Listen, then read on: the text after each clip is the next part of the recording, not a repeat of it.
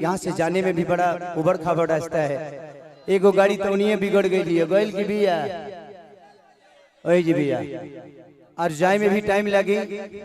और हम आप सबसे मिले खाती हम 4 गो गाना शूटिंग करे गए नहीं, जर्मनी से आर्मेनिया से दुबई से फिर शाहजहां के शारजहां साला। हाँ देखा था लड़का जाना तरह से शारजहां। लेकिन आप लोगों का प्यार इतना मजा आया, मुझे लगता है कि जी जमीन तो बहुत बा, शायद सरकार के नजर अगर ये जमीन पे पड़ गई, शायद सरकारी ये जमीन हुई। हमके लागत था जे कम से कम यहाँ नहीं हुई तो 2000 बीघा जमीन हुई, बहुत से ऊपर बना। अगर ये जी फिल्म सिटी के निर्माण हो जाओ तो हमके लागत है कि पूरा बिहार में समा जाए। लेकिन हम केहू के दोष नहीं दे सकत। हम आखिर बताई, हम एगो अभिनेता है, कलाकार है, हम नेता तो है ना। हम के करे के दोस्त दी अनाज के की दोस्त दी समाज के करा के दोस्त दी अनाज के की दोस्त दी समाज के, गैस के दी की प्याज के। देखिए इंसान में एक बात बताएं आपसे, वो ट्रेन गलत नहीं होती है जो लेट होती है, वो सवारी गलत होती है जो उस पे सफर करती है। हमें अपने आप को समझना तो पड़ेगा ना। हम अपने बच्चों की भविष्य तय नहीं कर सकते। हमें अधिकार तो मिलता है, तो कम से कम हम उस अधिकार के साथ हम अपने ऐसे इंसान को चुने जिससे हमारा भला हो सके। आज अगर यहाँ फिल्म सिटी बन जाए तो मुझे लगता है कि खेसारी लाल यादव यूपी में शूट करने जाते हैं, वहां पे कम से कम 60 से 70 लाख रुपया भैया प्रोड्यूसर और डायरेक्टर यूपी सरकार को दे के आता है। वहां कम से कम 300 लोगों को रोजी मिलेला, रोज कलाकार हो जी पैदा होले, रोज कलाकार काम करेले। लेकिन बिहार सरकार के कोनो चिंता नहीं है। ये बताई खेसरिया चाहे जितना भी संपत्ति बनौले बा बॉम्बे में बनौले बा, अगर वह चीज बिहार में रही तो खेसरिया का सारा संपत्ति बिहार में रही ना, हम अपना परिवार के अपना भाई लोगों के साथ रहते तो हमके भी तकलीफ होला, हमके भी अच्छा ना लगे कि हम दूसरा शहर में जाके दूसरा राज्य में जाके 2 रोटी कमाता नहीं। हमके शर्म लागेला दूसरा के जगह काम करे में, लेकिन क्या करी जब हमारे खेत बंजर हो जाए तो घर हर तो दूसरे के खेत में नहीं चलावे के पड़ी हमके। और हमारा खेत बंजर, हम किसान हो के भी इस खेत को आबाद नहीं कर पा रहे हैं, तो गलती हमारी है। गलती हमारी ये है कि हम जब इलेक्शन आता है तो खाली 2 फ्रूटी पियला के बाद तुरंत बटन दूसरा जगह चल जाता है। सबसे पहले एक दिन की खुशी को मारना पड़ेगा अगर आपको पूरे जीवन की खुशी लेना है तो। एक दिन की खुशी को जिस दिन आप मार दीजिएगा, अधिकार वो आपका नहीं है, वो आपके बच्चे का भविष्य है जो आपको तय करना है। पैदा करना ही बच्चों का भविष्य नहीं होता, शिक्षा देना ही भविष्य नहीं होता। ये बताई खेसारी के बेटा बेटी खेसारी का लगे पैसा बा तो अमेरिका में पढ़ा दिए, लेकिन सबका लगे वो सक्षम तो नहीं खे ना जब अपना बेटा बेटी का अमेरिका में पढ़ाई। तो बिहार में कितना लोग खेसारी बजी, एक एगो ना, एक एगो खेसरिया बा। ये बताइए आज भी हमारे बिहार के नेता हैं, यूपी के नेता हैं, सबके अपने बच्चे कोई अमेरिका में पढ़ता है, कोई लंदन में पढ़ता है, कोई मॉरिशस में पढ़ता है। किसी किसान का बेटा कहाँ पढ़ने जाता है? क्योंकि उसकी क्षमता नहीं है।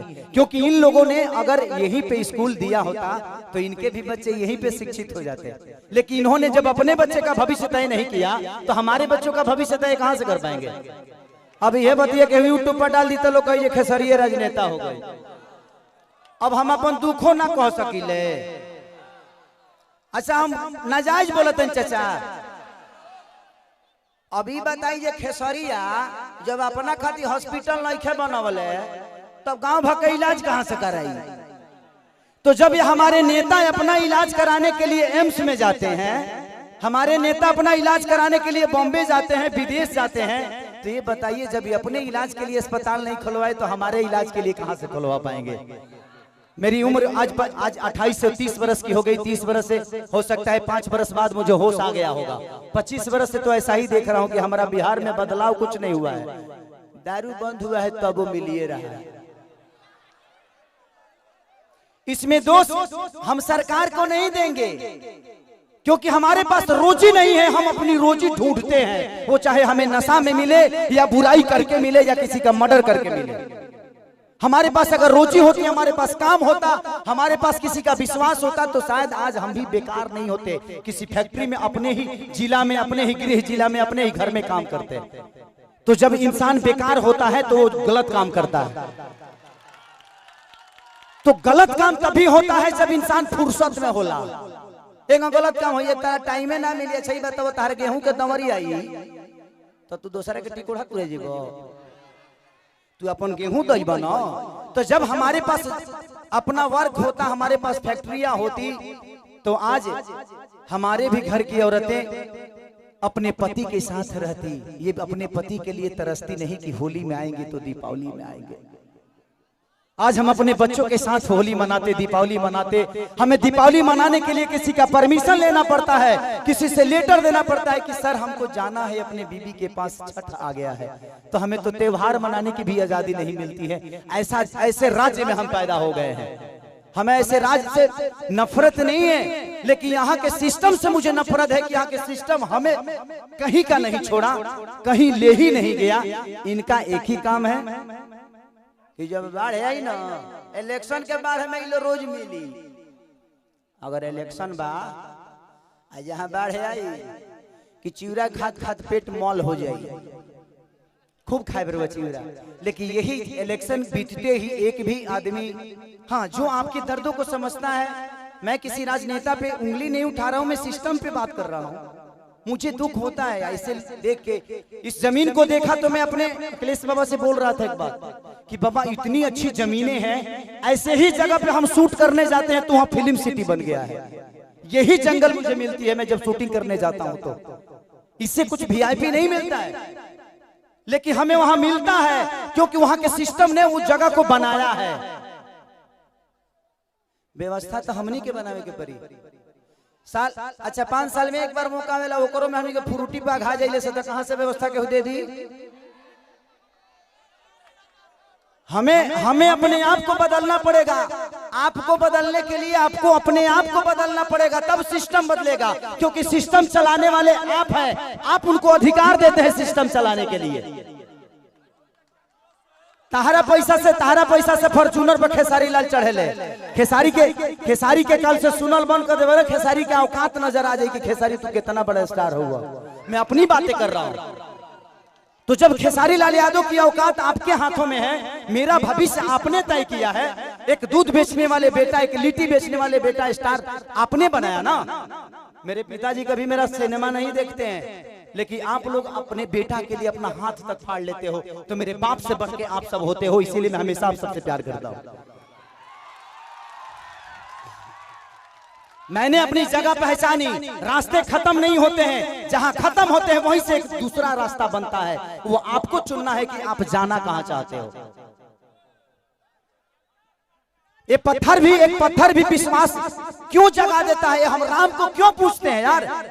पूछने का कारण है कि राम ने कर्तव्य किया है, और हम पत्थर में भी भगवान ढूंढ लेते हैं। और हम इंसान होकर एक इंसान को नहीं बदल सकते। क्या हम अपने बच्चों का भविष्य तय नहीं कर सकते? पत्थर में विश्वास ढूंढ लेते हैं, लेकिन हम किसी नेता में अपना भविष्य नहीं ढूंढ पाते हैं, क्योंकि हम फ्रूटी पे बिकते हैं। हमें फ्रूटी छोड़ना होगा। 5 साल बाद मौका होता है, ऐसा काम कर दो कि आदमी लोग बन जाओ। अपने आप समझ में आ जाए कि नेतागिरी का होला। हर आदमी के लिए बात करता हूं। मैं देखा तो मुझे दुख हुआ कि इतने सारे जमीन के बावजूद, मैं किसी सरकार पे उंगली नहीं उठा रहा हूं, लेकिन मैं बातें बोलता हूं कि अगर मेरी बातें यूट्यूब के माध्यम से कहीं ना कहीं तो चलिए जाए, हम जाना था। लेकिन मैं यही कहना चाहता हूं सरकार से कि यहाँ 5000 एकड़ जमीन है, 100 एकड़ में एक फिल्म सिटी बना दो यार, कि मैं अपने भाइयों के साथ यहाँ शूटिंग करने आऊं।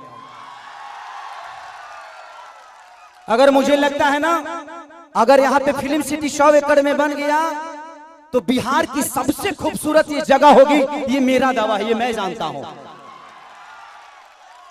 और पूरी दुनिया यहाँ पे आएगी शूटिंग करने, चाहे वो सलमान खान हो, अमिताभ बच्चन हो, या अक्षय कुमार हो। खेसरिया के तक घर है तो झड़ो फिरे खाती चले। हमार तो बतिया हटा दे, हम तो घर के बेटा हैं, ये जमीन के उपजल एगो अनाज है। लेकिन दुख होता है, हमके बड़ा दुख लगल है चाचा नहीं हता, ये जगह देख के दुख ना लगल है। इतना सुंदर जगह बावे, ओकरा बावजूदो हमनी के अपना जमीन पर फसल नहीं किस उगा पावत। ई हमनी के ब्रह्मणा बा, जे हमनी के कितना तकलीफ में बानी जा। अरे आप पिता हैं, क्या कहूँ। अरे वो तो बहुत दूर की बात कह दीजिए, मुँह हम लोगों को चलने के लिए रोड नहीं मिल रहा है। देखिए यहाँ से वहाँ से एक बार एग्रीमेंट भी हुआ था, सरकार बनने नहीं दे रही है। हम लोग क्या करें, अब कोई रास्ता नहीं मिल रहा है। तिल्हार से यहाँ आने जाने के लिए सेमरा तक रोड हुआ था, सरकार वन विभाग करने नहीं दे रहा है। ये तो बड़ी बात कह दी, 500 बीघा काम करने के लिए। एगो बात बताई, हम बहुत गरीब परिवार के बेटे लगे 50-100 करोड़ 200 करोड़ रुपया नहीं थे, लेकिन भगवान अगर हमके बहुत बड़ा जहिया बना दी है ना, हम वादा करत नहीं।